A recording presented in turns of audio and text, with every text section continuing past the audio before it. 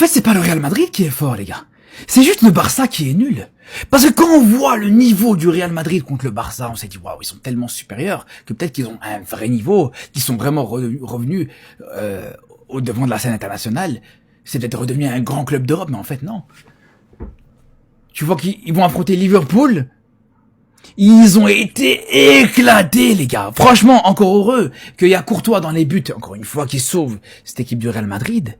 Heureusement pour eux qu'il y avait Courtois, parce que, encore une fois, dans ce match, les frères, le Real a souffert énormément. Donc quand j'ai vu justement, face au Barça, face à la Juve, je me dis, oh, ce Real Madrid, attention.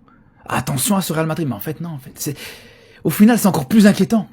Pour moi, en tant que supporter du Barça, pour nous, les supporters du Barça, de se dire, en fait, justement, on a réussi à perdre contre un Real Madrid pareil. Un Real Madrid, au final, que tu te rends compte, quand on compare à la saison dernière, par rapport au Liverpool Real de la saison dernière, il n'y a pas grand chose qui a changé, les gars. Il y a très très peu de choses qui ont changé. C'est là où c'est complètement fou, les frères. Non, vraiment. C'est honteux. C'est honteux, je vous le dis, les gars, d'être derrière ce Real Madrid encore aujourd'hui dans ce championnat espagnol à 5 points de cette équipe du Real. C'est la vérité, les gars.